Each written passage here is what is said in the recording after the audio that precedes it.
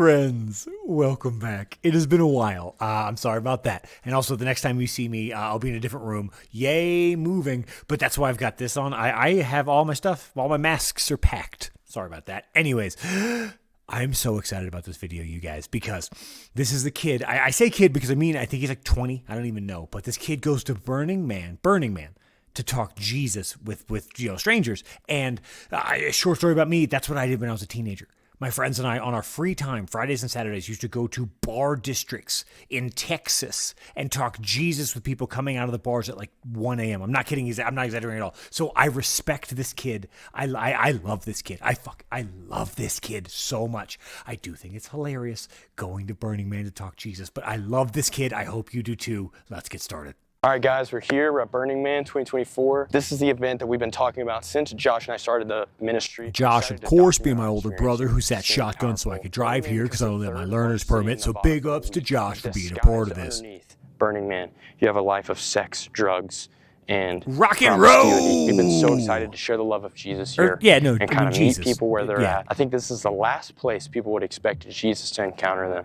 So what a better place to be than at the darkest event in the year, the darkest event in Nevada, Burning Man. So dark you had to wear tinted glasses, huh? It's going to be amazing. Brad, how long have you been coming to Burning Man? 15 years. 15 People years. say Burning Man ages you, but I'm only 25 and I look great. 2009. I was working at a bar. Well, They showed TGI up Fridays. After the burn at like 9 o'clock at night. Told me stories for 5 hours. All about drugs and sex and partying. It was awesome. And then why are you here again? Hands down. And you've been going every year since Every then? year since then. When we've been walking around, we've seen a lot of spirituality.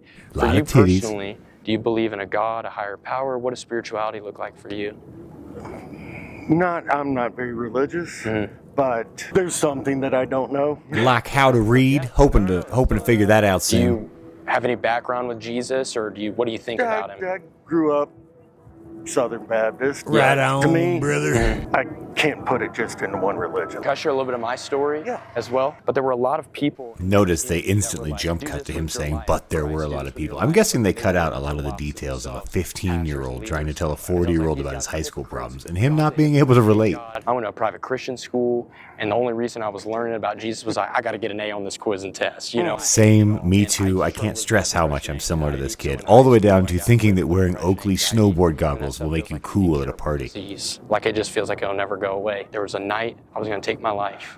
I go to Waffle House. You're from the South. You know what You're Waffle from the House is. South. You've been suicidal in a Waffle House once before, right? I have a supernatural encounter with Jesus when I'm in Waffle House. This kid's just confused. He met the manager, Jesus. He manages this location and the one So I out said, by if the you're airport. real, take away my anxiety and depression.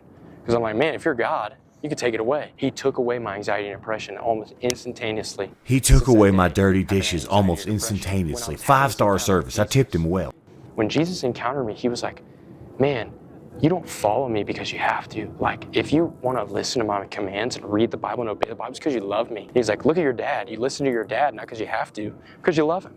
He's like, I love this kid and his naivety. Imagine walking up to a shirtless stranger in the desert and going, you love and respect your dad and do everything he says, would it be okay right? if I prayed for you and blessed you before you left? Is that okay? Absolutely. Can I put a hand on your shoulder? Is that okay? Touch me and I kill you, son.